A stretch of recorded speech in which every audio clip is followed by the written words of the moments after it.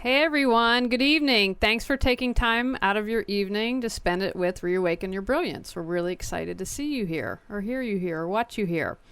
So I'm thinking for my thought of the day, I'm a huge football fan. I'm a huge Pittsburgh Steelers fan, but I have to say I've been really fascinated by Tim Tebow of the Denver Broncos. I'm not a fan of his personal beliefs, but everyone has said to this man, you can't play in the pros, you're not good enough, but he has believed in himself and has proved everyone wrong. So I would encourage you to have belief in yourself. And it doesn't matter what everyone around you is saying, as long as you know you can do it, you can make anything happen. I won an award this past January, and after I won it, everyone close to me said, wow, we're really surprised. We just didn't think that you'd be able to do it. You can't beat out people from LA, from San Francisco. But I did. I won because I believed in myself, and I didn't worry about those who didn't. So don't listen to the naysayers. Know that you can do whatever you set your mind to. I want to tell you about tonight's guest. Trying to eat fewer processed foods? Find it hard to escape food additives and preservatives? Tired of battling with your weight? Tonya Peele is your go-to person for questions about natural foods and everyday health.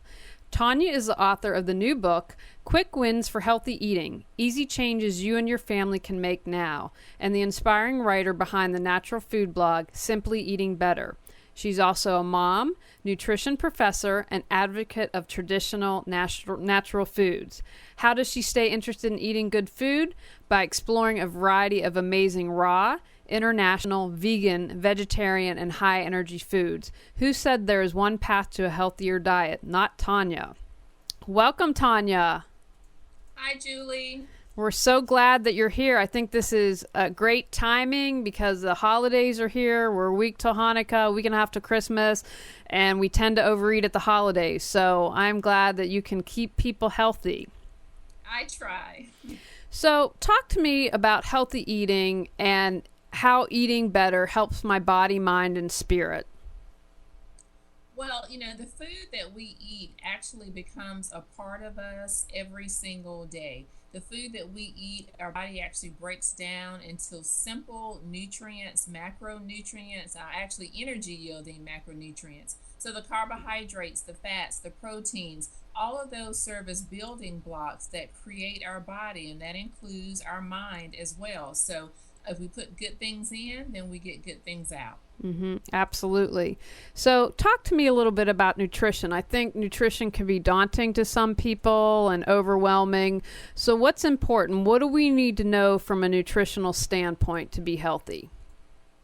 Well, I think we really have to realize that food does matter, and the quantity of food is important, but really it's the quality of the food that really matters. Instead of trying to count so many calories and figure out how many grams are in this or in that, what I really try to encourage people to do is to look at the composition of the food. Try to get food in its most natural state, and then you don't have to worry about lengthy food labels and calories and preservatives and things like that. Get food in its most basic form, the least processed, the better. I think if you stick with that, it kind of takes the guesswork out of what you should eat and what you shouldn't eat. So, think, for example, if you're feeding your kid, or even if you're, feeding yourself, do you want to eat a fruit roll up, or do you just want to eat a piece of fruit? The piece of fruit is actually in its most natural form,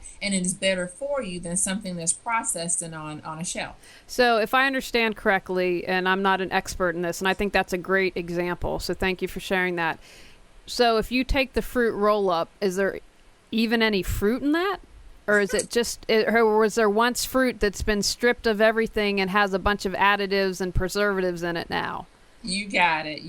And that's pretty much, what it is. And if you look at the label, I tell people to look at the first 5 ingredients. In that first 5, and preferably, the ingredient list doesn't have many more things beyond 5. If you see something that has 15, 20, 30 ingredients, that really should be a warning or a flag for you to look for a more natural, less processed ingredient.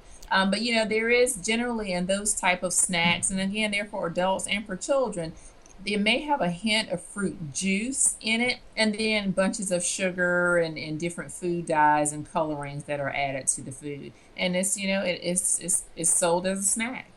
I often think if our grandparents or great grandparents went to a store today, a grocery store, they'd probably be like, what's going on?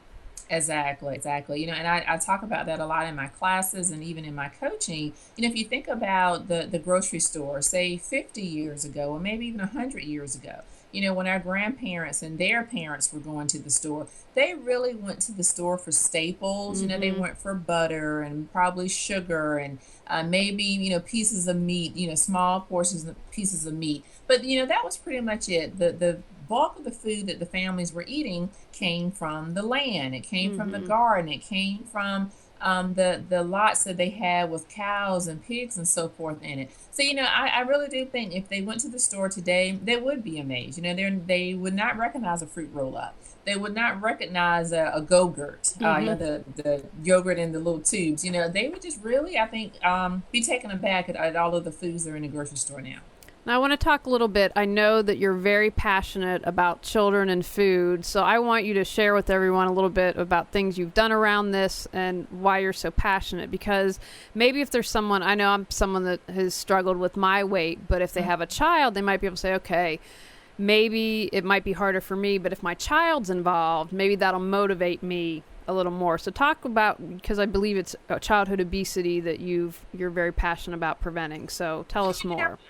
I am. I'm passionate about childhood obesity, but really I'm just passionate about obesity in general. I have done, some work in the area of childhood obesity. When my son started school a couple of years ago, that really got me interested in the foods that kids are eating at school, got me looking at school lunches and school snacks. And, just really trying to see where some changes could be made and trying to rally parents together on the school wellness organization, School Wellness Council, to try to get more parents involved. But then I really started seeing how much of a role the parents actually play in what the kids eat and what they want to eat. So, really over the last probably 2 years, I've sort of shifted my focus to looking at adults, because I know, and I'll take my son, for example, he really mimics, what he sees me and my husband doing and, and his grandparents and his aunties and uncles. So I think it's really going to take the adults to change the way we eat, and to teach kids where real food comes from.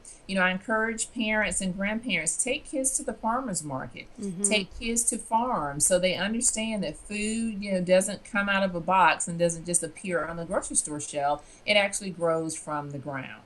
Absolutely. I think that's a great point to have kids visit. And because so many of us are visual, then they can really have a really great understanding. Now, I want to remind everyone, if you have a question for Tonya, you can call in at 919-518-9773, or if you're on Skype in Computers 2K Voice, or I'm monitoring the chat room, and we will get any question you need to Tonya. So, Tonya, I'm going to play devil's advocate throughout tonight, because I can probably have asked all these questions myself, but I'm probably a lot of people out there like, oh, well, you know what, Tonya, it costs a lot more to eat better. So what do you say to that? Well, if you are not a savvy shopper, it can cost more. Now, I realize, organics are more expensive than conventional. I mean, that's a given fact. But when I talk about being savvy, it really helps to know where you need to spend your dollar.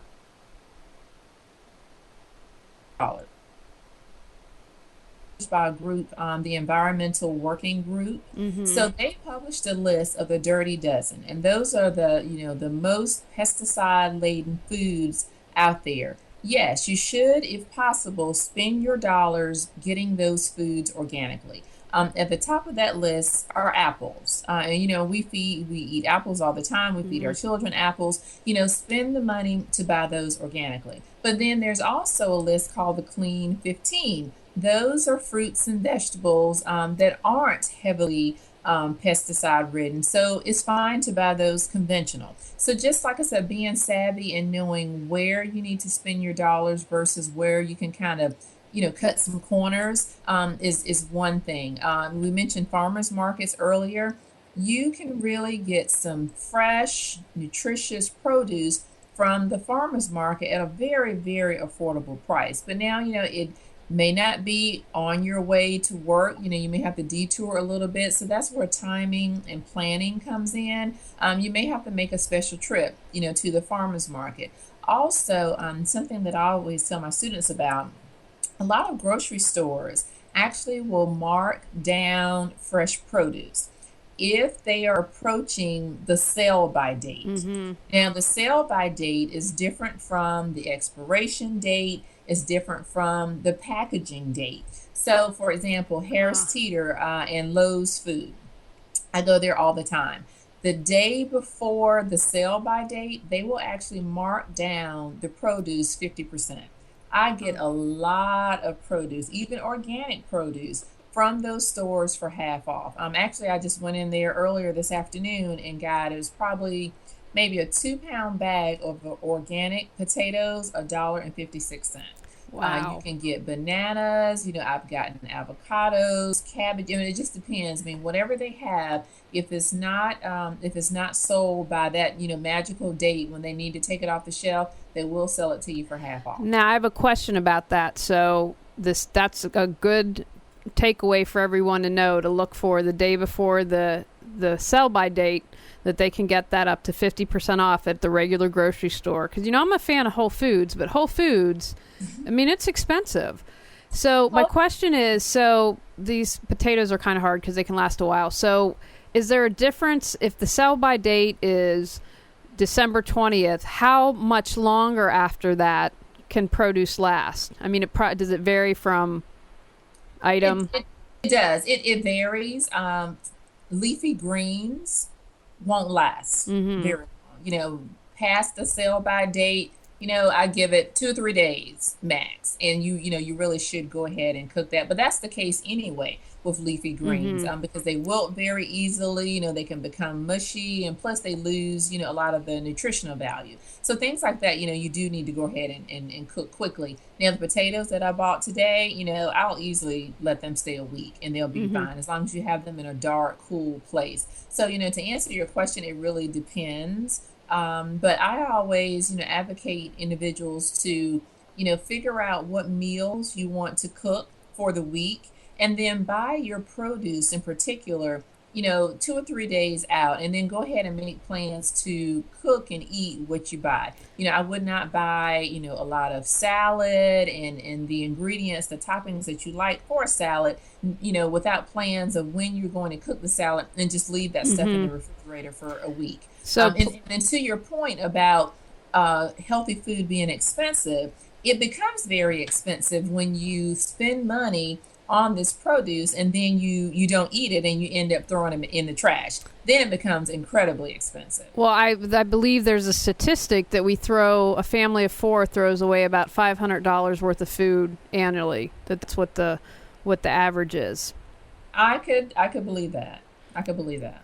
Now, when you talk about natural foods, what do you mean by natural foods?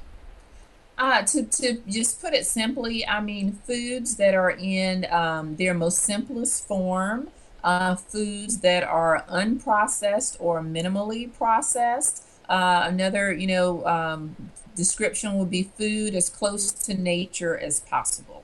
So, as an example, say broccoli. You can just, get some broccoli from the farmer's market, or you can get some broccoli from the produce section in your grocery store. Or, you can get, something that's frozen and with cheese sauce and, a bunch of other toppings in it. That would be a more processed product. But like I said, the broccoli just grabbed from the ground. We talked about the fruit roll-ups versus just a piece of fruit. The fruit would be natural, unprocessed, and the fruit roll-up would be a processed item. Now, Tonya, we're very lucky because here in Raleigh, we're the state farmers market, which is really incredible. And, I lived in Los Angeles for 10 years, and you could eat awesome produce all year round. So I'm curious, because we have people listening all over the country. for instance, in Maine, it's really cold there right now, and they're not going to have the produce. Do you have any thoughts on frozen foods, or are they beneficial if you just get frozen kale, or what would you say to someone who doesn't have as much access to fresh produce? Great question. Of course, like you said, fresh is best. But then I do encourage individuals to do frozen. But again, make sure it is a frozen product that is as close to nature as possible. So if you want broccoli, then just get the frozen broccoli florets versus, some broccoli and cheese casserole or broccoli with cheese sauce or something. But yeah, frozen is definitely good. When they pick vegetables and fruits, they're generally flash frozen, at their peak ripeness. So yeah, they are perfectly fine to use. And I actually encourage individuals to use frozen over canned just because of the amount of sodium that could be included in the processing of canned foods. I was going to ask you that question. I was also thinking earlier when we were talking about, is it more expensive to eat better? So being organized and planning is going to help you save money on that, because I've been lucky enough to go to Europe, and in Italy and in France, they go to the market almost every day. That's just part of their culture to do that. So they go and get fresh whatever vegetables that they're going to have that night. Right. And it's funny that you mentioned that, because here in our culture, we tend to be more accustomed to going to the grocery store maybe once a week or maybe once every 2 weeks. I know my mom teases me all the time because, I talk to her, after work, and she always says, well, where do you have to stop to today? What grocery store do you have to go to? Because I generally stop to the store, honestly, every other day or every couple of days to pick up things for dinner. Now, I don't go and buy a grocery cart full of food, every 2 or 3 days, but it's not uncommon for me to run in. And like I said, tonight, I got some potatoes, I got a bag of salad, just 2 or 3 things that I need, and some fruit, and then I'm out the door. But it is a cultural difference, and it would be great if we, could become accustomed to shopping more frequently and getting things that are fresh. As you mentioned earlier, if we, live in an area where fresh produce isn't available at that particular season, and you have to do frozen, that is a little bit more forgiving. And you can, stock up your freezer, or if you're fortunate enough to have a deep freezer, you can definitely stock up and not have to go as often. But to that point, when produce is in season, it's also a really good time to prepare and freeze your own produce. So if you have berries or, string beans or, any type of vegetable, learn how to, prepare it and pack it and freeze it yourself. I think that's a great suggestion. I want to remind everyone, if you have a question, you can chat it in and I will ask Tonya, or you can call us at 919-518-9773 or Skype in at Computers 2K Voice. Now, you'd mentioned earlier, and I just want to touch on this a little more. Why should we eat organic? And can you tell everyone, I've always heard of the Dirty Dozen list, but you introduced me. I never heard of the 15 Clean list. Where can people find that? The organization that actually publishes that list is called the Environmental Working Group. And I believe their website is ewg.org, but don't quote me on that, but it's definitely the Environmental Working Group. So if folks just Google that and Google Clean 15 and Dirty Dozen, it will definitely pop up. And the other cool thing is they actually have a phone app. So if you are on iTunes, if you go to the App Store, you can actually download their app, and it will give you the Clean 15 and the Dirty Dozen right on your phone. Now, and I will pull it up, but I don't think I have my phone in here with me. That's okay. That's a great tip. Then there's no excuse. You've got everything you need right there on your phone. So yeah. I think it's not easy to remember that whole list. And I'm kind of funny. I only remember the things that I have to. So I honestly don't know the whole list because I have it on my phone. So there's no need for me to remember it. Now, I'm curious why. I've read before, and I would like to know what your opinion is, that if we eat a lot of foods that aren't organic and have a lot of pesticides, that the body holds that as toxins, and it's not saying that this is the only cause, but that'll make you fat. If your body, you eat all those and a lot of processed foods, that contributes to being obese or being overweight. Right. There are a number of theories about that, but overall, these things do get stored in our bodies as toxins. Our liver does try to do a wonderful job of trying to process and metabolize and excrete as much as possible.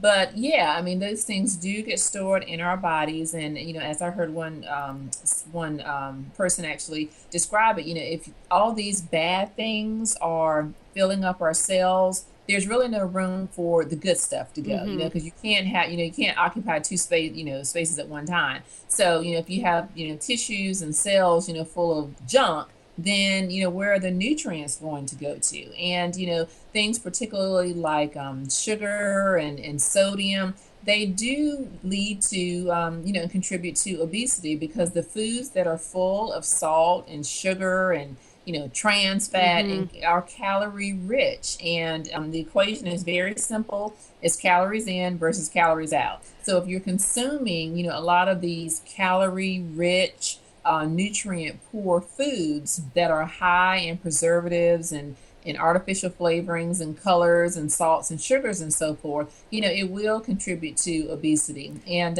it's very easy to be obese and be malnourished. Excellent. Obesity is Excellent no point. indication of nourishment, whatsoever. Like, see, you can very well be malnourished, and that just means, not having enough nutrients and be obese. If you're obese, only thing that says is that you have too many calories. It Well, does not say that you have plenty of nutrients. well, Tonya, we have a great question that I could have asked you myself, but this is a chat question from Cheese Goddess. I I love cheese and have an issue giving it up or cutting back for long periods. Any idea how to break the habit? A couple of things, and I try to do that too because I actually love cheese myself. So something that I do, because I try to have a couple of vegan days per week, and if I'm not able to actually have a full vegan day, I definitely try to incorporate some vegan meals. So one trick that I do is to really just make sure that I make the cheese count, if that makes sense. So think about the foods that you're eating that have cheese on it, and figure out whether you can really taste the cheese. I'll give you an example. If I happen to go somewhere and I get a sub and they put cheese on it, generally, if I have mustard, a Mm-hmm. spicy mustard, and I have lots of lettuces and peppers and onions and mushrooms and all these flavorful foods, I really don't taste the cheese. So in those instances, I'll just leave the cheese off, and honestly, I don't even miss it. But then, it comes to foods where cheese is essential, like pizza. Mm-hmm. I know, there'd be cheese alternatives. But if you really want cheese, just figure out which meals you can't live without it and which meals you can do without it and not really miss it. Another trick is to also, kind of going back to the quality issue that I was mentioning, make sure that you're using a flavorful cheese, and then it'll be easier for you to use less. So those two tricks really seem to work well for me, and hopefully they will work for you. So I personally love mac and cheese. Do you? There are healthy recipes where you can kind of still get that mac and cheese, but not the 50 million calorie one. Well, for mac and cheese, when I want mac and cheese, I want a good mac and cheese. So Mm-hmm. my rule for that is just to have it as an occasional treat. So like for Thanksgiving, I made a macaroni and cheese, but I probably won't make another one for, I'm not planning to cook it for Christmas, so it'll be a while. But to use 2% cheese actually works, and then also to use, a really flavorful cheese. Sometimes I'll even mix in some pepper jack Mm. with my macaroni and cheese to give it that flavor.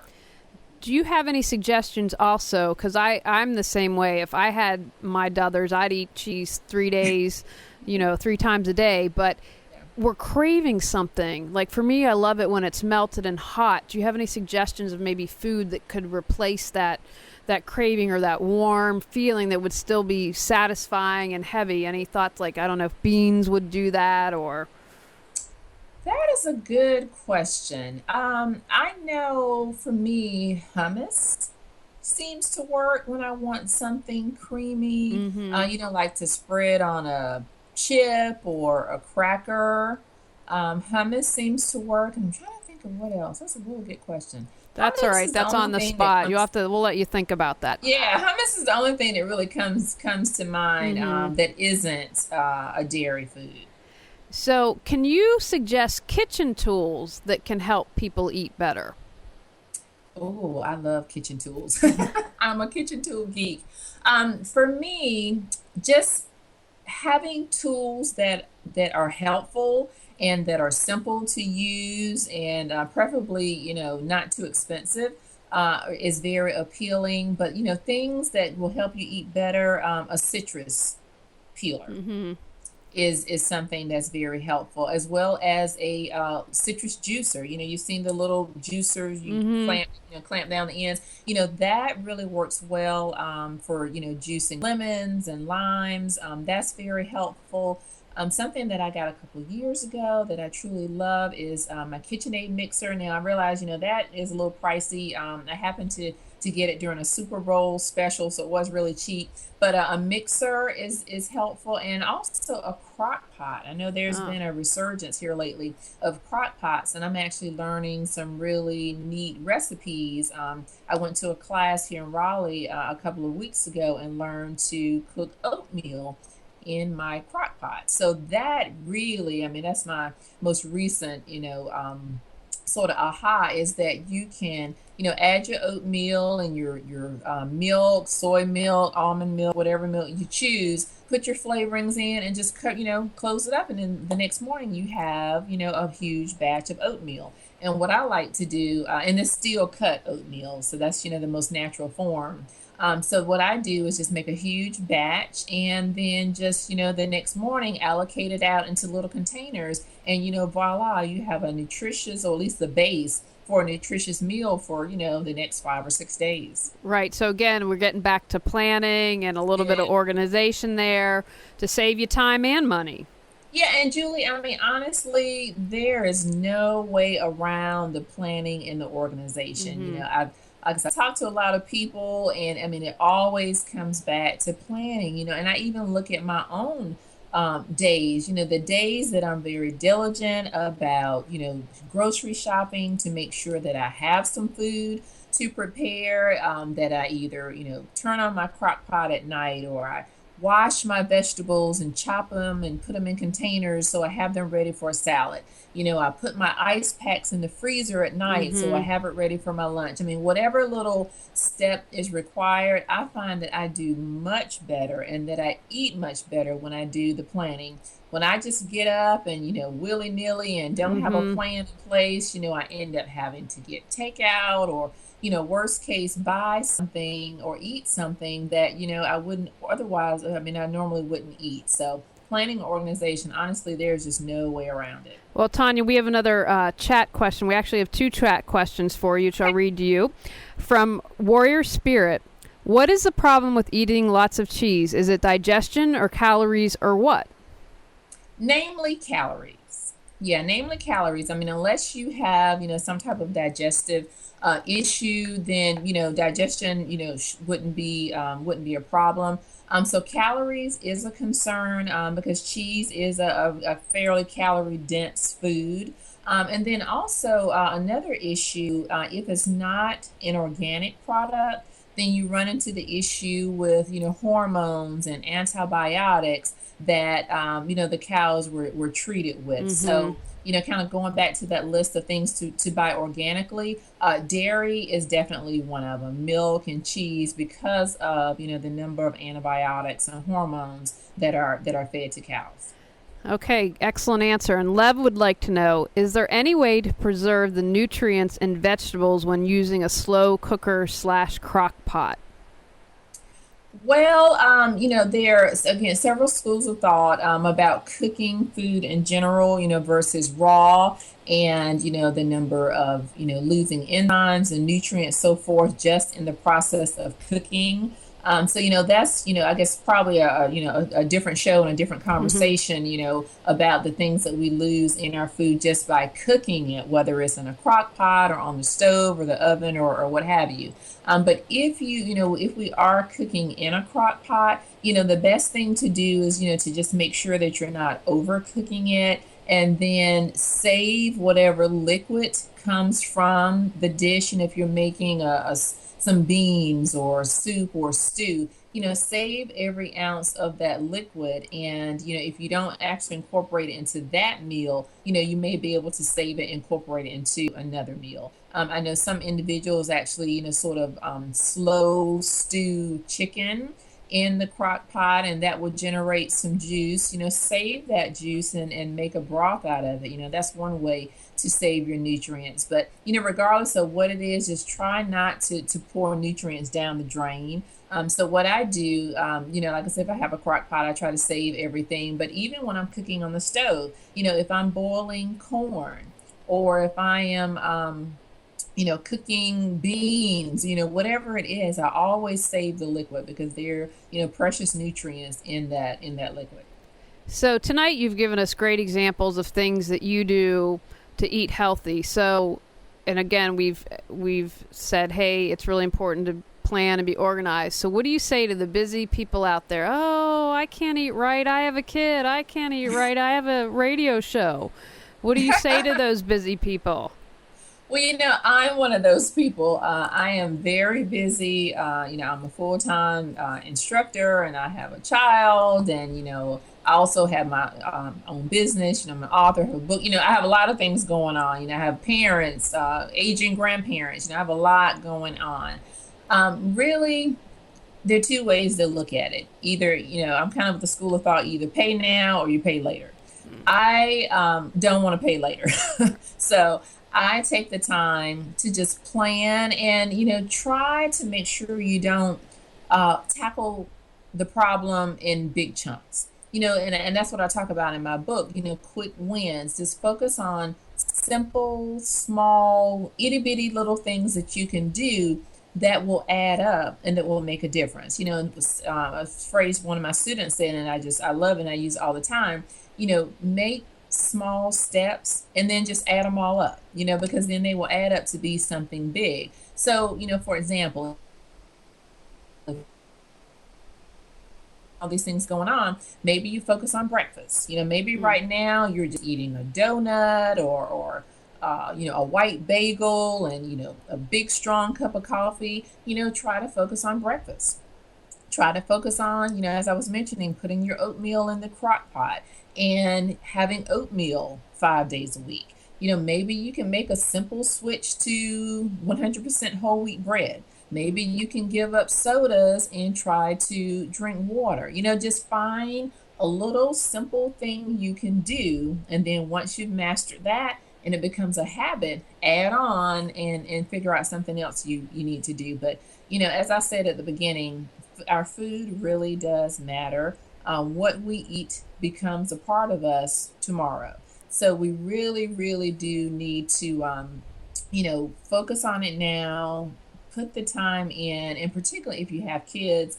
It's really time now to start making a difference. We've all heard, this generation of children aren't expected to outlive their parents. Hmm. That's some heavy stuff. I Uh, think it's great how you mentioned, pay now or pay later, because whatever you do is going to have a consequence. One small change that I make, one of my all-time favorite things to eat are sweet potato fries, and they have this one that has chipotle, and I love seasoning, and so I was like, come on now, don't get that. And it was much cheaper to buy the sweet potato. And you know what? You throw the sweet potato in the oven for an hour for it to bake, and you can do laundry, you can answer emails. And then I found I just put a little bit of butter and cinnamon, and I'm satisfied, and it's good. And normally you'd be like, oh, it doesn't have enough stuff in it. But that's just one small change and I love how you suggest start with breakfast or just do that. And I think as you have successes, you're able to build upon that and then get better with each day. Now, right. I'm curious as what you think. There are tons of diets out there. So what are your thoughts on diets? I don't like diets. for a number of reasons. Generally, in our culture, when we think of diet, we think of, restrictions and limitations and, something that we do in the short term. Really, the way we eat should be a lifestyle habit, and we've heard that too, but it really should be a lifestyle. Now, there are a number of diets out there that really do represent lifestyles.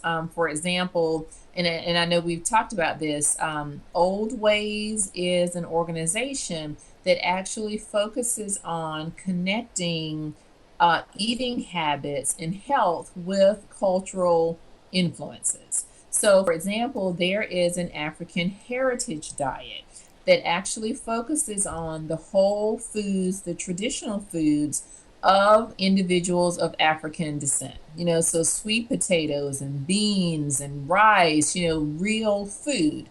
There's also a Mediterranean diet that focuses on the natural whole foods of people from the Mediterranean region. There's an Asian diet, there's a Latina diet. These diets are focusing on real food and not processed foods. So, I want people to, start thinking about diet in terms of lifestyle, in terms of cultural influences. And then, I'm okay with the word diet, but if you're just talking about, the 10-day diet or the cabbage diet and, all these others, fat busting diet and so forth, not really a fan of those. No, excellent answer. And we have another question from Lev, so I want to make sure you get to that. If someone was going to make just one change or one baby step, what do you think is the most important change? Excellent question. Fats, sugars, and I'd love for you, after you answer that, I'm really curious what your thought on sugar is. Okay. If you had to make one change, wow, I mean, sugar and fat, they're kind of ranking up there at the top together. I would say fat first, just because fat can have such a detrimental effect on our heart and our arteries, and also because typically the fat that we have in our Western diet is extremely harmful, i.e. saturated fats and trans fat. And you find these fats, in processed foods and fried foods, in a lot of fast food restaurant type foods. And, for a lot of, families and individuals, that's, pretty much the bulk of the diet. So I would say fat first. Now with that, I don't advocate fat-free diets. I don't do that because a lot of fat-free products have the fat taken out, and then guess what they try to substitute and add flavor with? Sugar.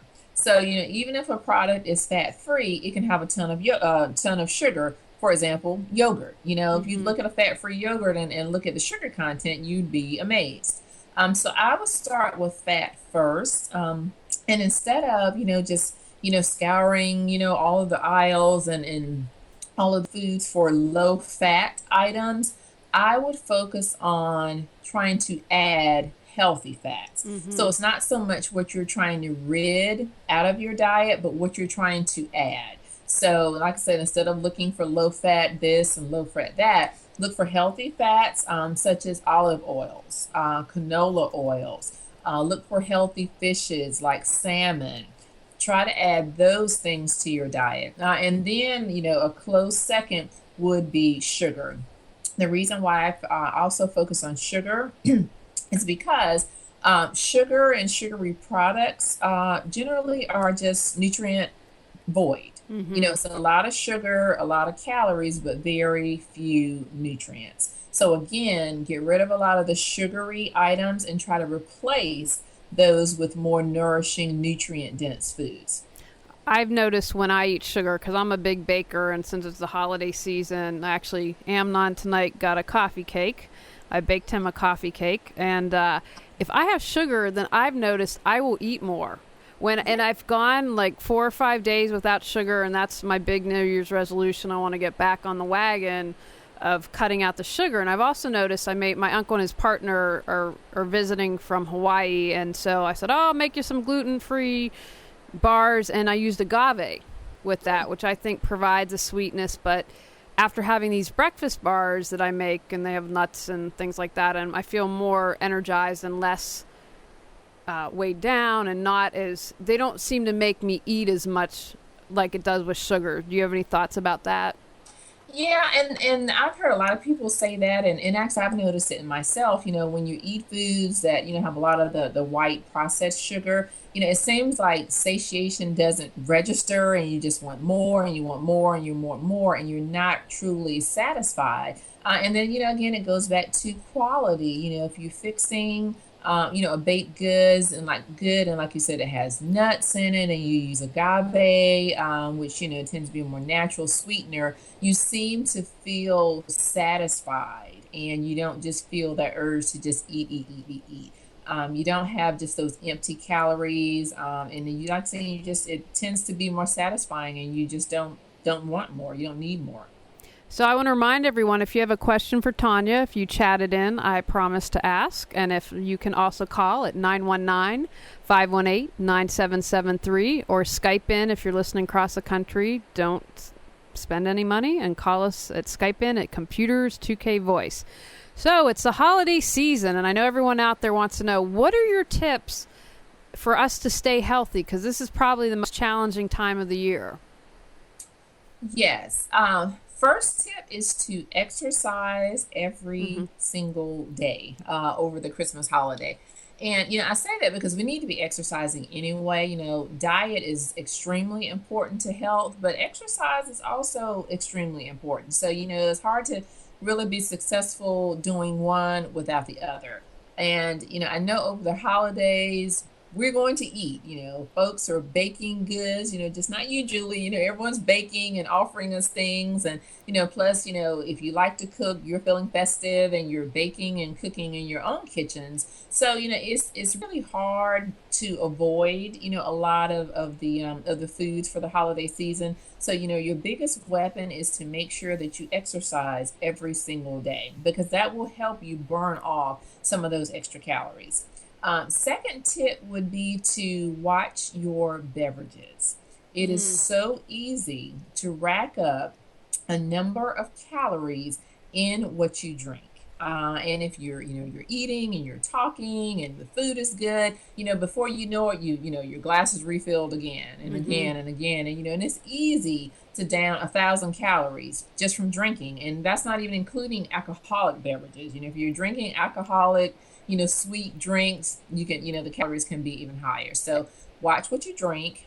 Try to drink water if at all possible.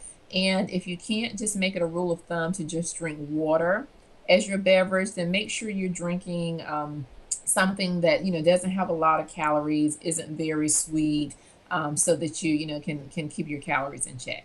Another thing to do is also watch your portion sizes. And, that's nothing new. We've all heard that, but it really does matter. You really need to, get familiar with the amount in a cup and the amount in a half cup, the amount in 8 ounces, in terms of drinking, so that you can eyeball what it is that you're consuming, whether you are serving yourself this amount of food, or you go and someone's fixing a plate for you. You should be able to eyeball that plate and know, okay, that probably is 2 servings of potato salad. I better not eat all of this.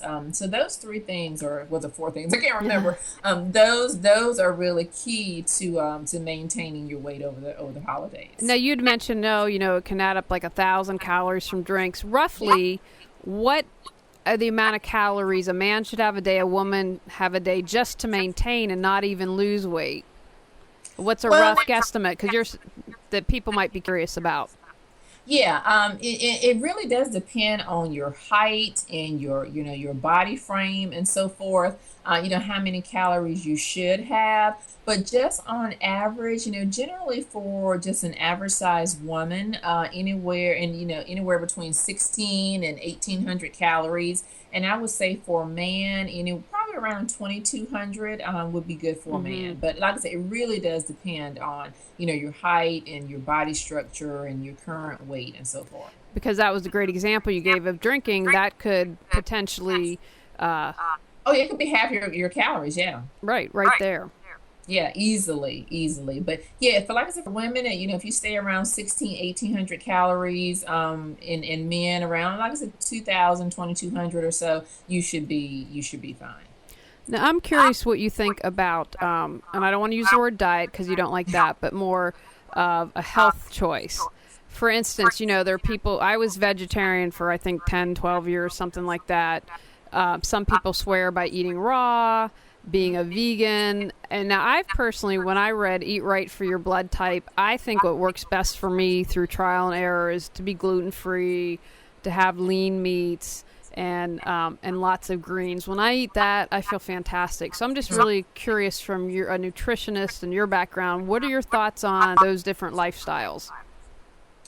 Some of them, I think are fads.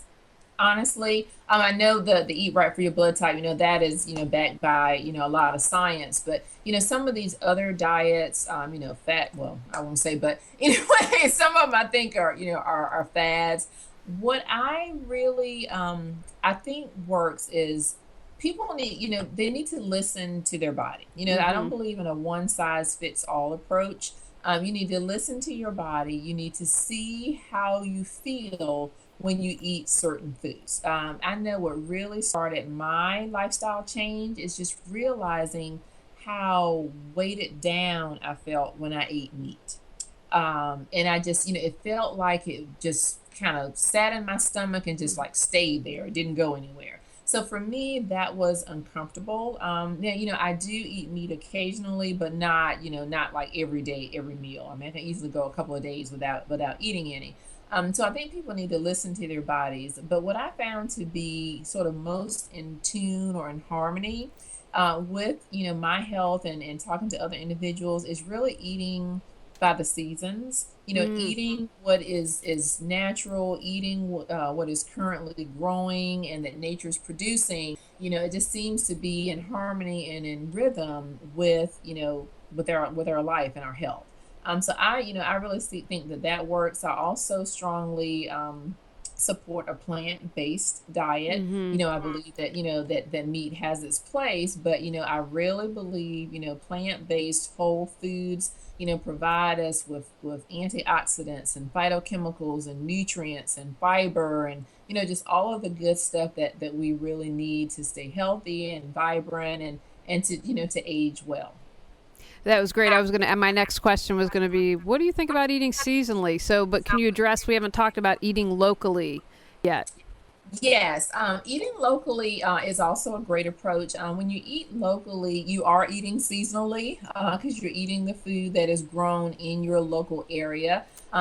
Eating locally is also great for the environment because your food doesn't have to travel, X number of miles, and you're using fossil fuels and contributing emissions to the ozone layer and really destroying and contributing to greenhouse gases. So eating local really benefits your health. It benefits the health of the earth, Mm-hmm.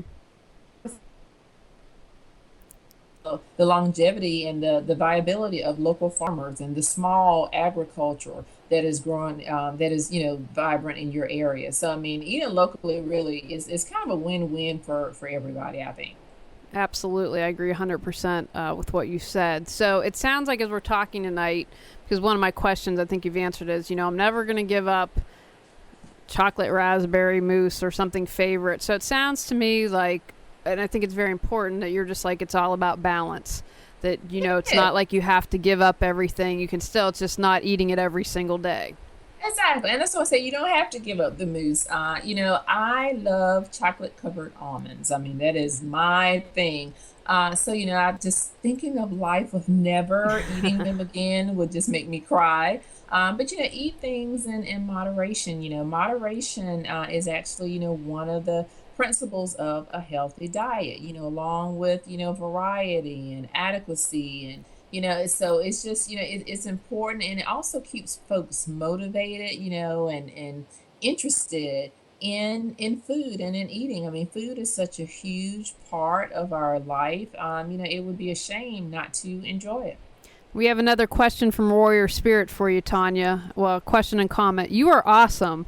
Can you give me an idea of an average dinner at your house, and when can we come over? Okay, average dinner. Wow. I have a son, so a young son, so he likes the stuff other kids like. But one thing that we really enjoy is pizza. So I make a killer homemade pizza. So you have to come over on the day I have pizza. But yeah, I make pizzas, and everybody can choose their own toppings. My son keeps it kind of plain, but we'll add mushrooms and onions and peppers and jalapeno peppers, and just all sorts of things to our pizzas. I make a lot of salads, and I just kind of whatever I see that's either at the farmer's market or in the grocery store. Like I said, this kind of marked down sort of dictates what goes in our salad. I also cook a lot of stir fries. And in my stir fries, I use tofu. I don't put chicken or beef or anything in my stir fries. So I come up with just, all sorts of stir fry recipes. And that really is dependent upon, what spices I have and what vegetables I have determines what goes into the stir fry. We also make quesadillas a lot, and again, it just depends on what I have in the refrigerator, or on the counter that goes into the quesadillas. So kind of seeing what I cook is dependent upon what I have on hand. So I'll cook sort of I have the structure there. So for example, if it's a quesadilla, I know I'm going to cook a quesadilla, but what goes in the quesadilla depends on what I have on hand. I'll make pizza, but what goes on the pizza depends upon what I have on hand. And then another thing I like to make, particularly now, in this time of year, are soups and stews. One pot dishes that I can, just kind of throw everything in my Dutch oven. And like you were mentioning earlier, Julie, I could be, vacuuming or, grating some papers or doing whatever it is I need to do, without just standing over the stove the whole time. So, Tonya, what would you say to someone out there that's struggling right now? And I mean, particularly, they might be like, look, I'm really overweight. I feel really overwhelmed. What would you say to them to encourage them? You can change the way you eat. That is the first thing, because I did. I changed probably, 15, 16, maybe a little bit longer than that. Years ago, I, changed my perspective about eating and about food. So, the first step would be to just, get your head in the game. You have to believe in it. You have to be willing to try something new. So that's the first thing. And then just explore and have fun. Explore different beans. Maybe you grew up on lima beans and green peas. There are so many other beans out there. And this is where Whole Food comes in.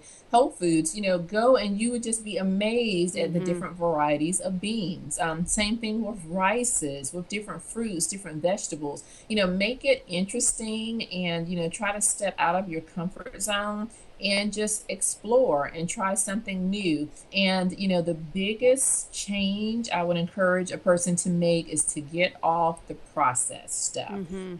Get off the, boxed, manufactured foods, and just really, get back to nature, get back to the basics, and just, experiment with just, real food. Get a head of cauliflower and figure out what you need to do with it. Get a head of broccoli, get some, like you were mentioning earlier, some just raw sweet potatoes, and cook them, play with them, experiment with them.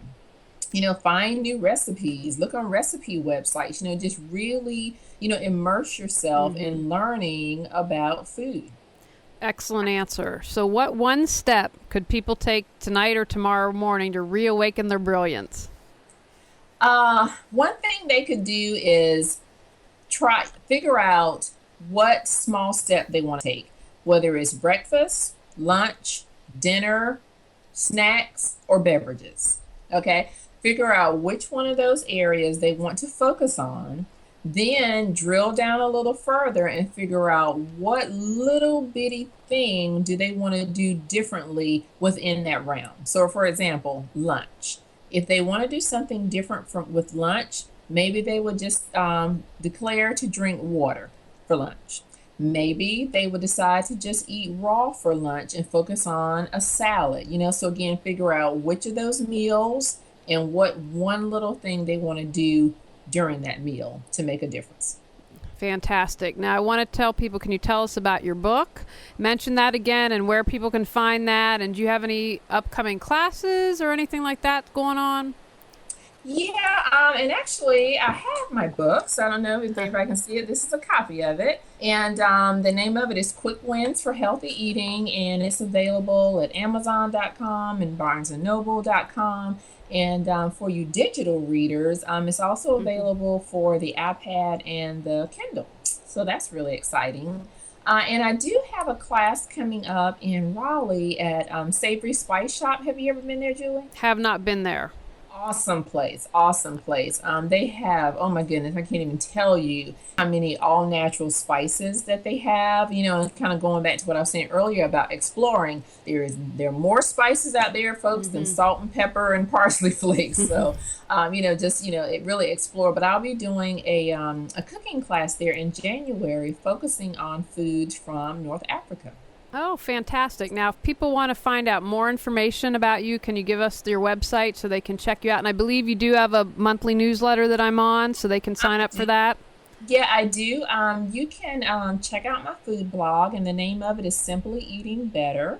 And, I focus on, trying to help people avoid so many processed foods and artificial colorings and preservatives and so forth, and really focus on traditional foods and traditional meals, but we do it with a little bit of modern appeal. So it's not your old, grandma's casserole. We make it fun and interesting. And the website is www.tonya, Tonya, Peele, Peele.com.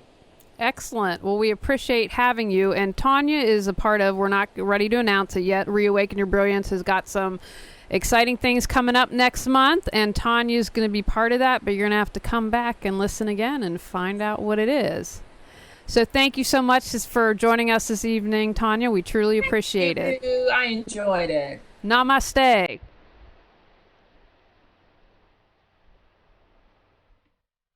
You are tuned to Reawaken Your Brilliance on the Nissan Communications Network. Listen to some of our other programs like Computers 2K Now with Amnon Nissan Sundays 9 a.m. to noon. Attitude for Business with Mike Sink, Mondays 3 to 3:30 p.m. Breaking Free with Marilyn Shannon, Mondays 8 to 9 p.m.